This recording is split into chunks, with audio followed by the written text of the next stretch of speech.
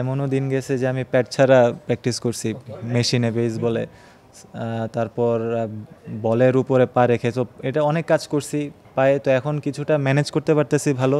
সবাই সাপোর্ট করেছে আলহামদুলিল্লাহ, স্পেশালি ফ্যামিলি, আমার বাবা মা, আমার ওয়াইফ, সবাই অনেক সাপোর্টিভ ছিল।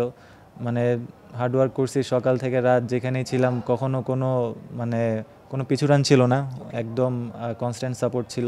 সাইফ, আমি যদি এশিয়া কাপের কথা বলি, আপনি এশিয়া কাপে 12টা ছক্কা মেরেছেন, বিশেষ করে ওই ফ্লিকে যে 6টা মেরেছেন, এটা অনেক দিন মনে থাকবে মানুষের যারা দেখেছে। তো এই যে ছক্কাগুলো আপনি মেরেছেন, ইনফ্যাক্ট একটা সময় পরিসংখ্যান দেখাচ্ছিল যে এশিয়া কাপে আপনার একার 12টা ছক্কা ছিল, দলের বাকি সবার 6-এর সংখ্যা ছিল 11।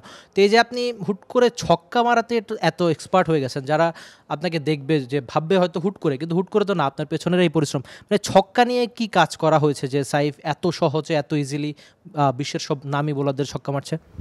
সব মশার বিরুদ্ধে সুরক্ষা দিতে এলো বসুন্ধরা এক্সট্রিম অ্যারোসল, মশার বিরুদ্ধে এক্সট্রিম সুরক্ষা। না, ওরকম স্পেসিফিক্যালি কিছু না, বাট যখনই প্র্যাকটিস করেছি অবশ্যই রেঞ্জ হিটিং নিয়ে কাজ করেছি, তারপর পাওয়ার ট্রেনিং করছি, জিমে কাজ করছি। তারপর ন্যাথান কেলির কথা বলতেই হয়, কারণ যখন ন্যাশনাল টিমে ছিলাম না উনি, বাট 30 জনের যে স্কোয়াড আছে সবারই প্রোগ্রাম দিয়ে দিয়েছিল, ওই ট্রেনিংগুলো কন্টিনিউ করার চেষ্টা করছি। বা যেখানে ক্যাম্পে গেছি, ইফতি ভাই, তো জিম ট্রেনিংয়ের অনেক ইম্পর্টেন্স আছে এখানে। অলসো প্র্যাকটিস, যেখানে প্র্যাকটিস করছি রেঞ্জ হিটিংটার সাথে রাখছি।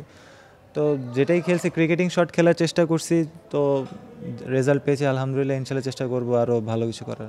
ফ্লিকে খুব দারুণ একটা ছক্কা মেরেছেন, পায়ের বলে বাংলাদেশি ব্যাটারদের কখনো দুর্বলতা দেখা যায়, তো এই পার্টিকুলার একটা ছক্কা নিয়ে একটু শুনতে চাচ্ছিলাম। না, পায়ের ক্ষেত্রে 2-3 বছর আগে যদি দেখেন, আমার পায়ে আমি কিছুটা স্ট্রাগল করতেছিলাম। আমি পরে সালাউদ্দিন স্যারের সাথে যখন কথা বলছি, স্যার আমাকে এটাই বলছে, তুই ফার্স্টে পায়ে ইমপ্রুভ কর, তোর অফ সাইডটা খুব ভালো, তো বলার সবাই তোকে ভিতরে টার্গেট করবে, তো তুই যদি এখানে ভালো থাকিস তাহলে তোর জন্য ইন্টারন্যাশনাল খেলাটা অনেক ইজি হবে। সো পায়ে অনেক কাজ করছি, এমনও দিন গেছে যে আমি প্যাড ছাড়া প্র্যাকটিস করছি মেশিনে বেসবলে। তারপর বলের উপরে পা রেখে, তো এটা অনেক কাজ করছি পায়ে, তো এখন কিছুটা ম্যানেজ করতে পারতেছি ভালো আলহামদুলিল্লাহ, বেটার হচ্ছে, আরও ভালো করার স্কোপ আছে।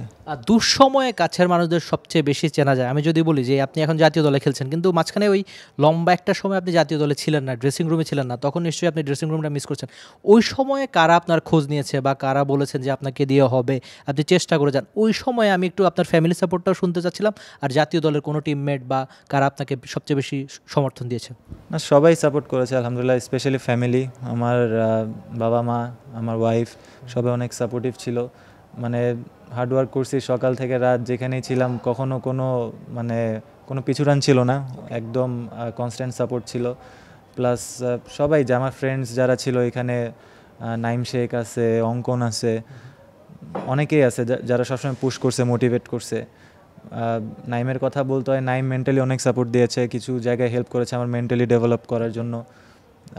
অঙ্কন যেখানে প্র্যাকটিস করছি, অঙ্কন সাথে ছিল, একসাথে প্র্যাকটিস করছি, একা যে বোর্ডমটা আসে ওখানে ওই জিনিসটা হয় নাই, ওই জিনিসগুলো আমরা এনজয় করার চেষ্টা করছি। সো এরকম অনেক কিছু আছে, মনে পড়তেছে না, বাট অনেকজনই ছিল ইনভলভ। সো আলহামদুলিল্লাহ সবাই কাছে ছিল, এটা অনেক হেল্প হয়েছে আমার জন্য। For more updates, subscribe to our YouTube channel and click on the bell icon. Follow us on Facebook and Instagram. Download T-Sports app to enjoy exciting games and highlights. Visit tsports.com.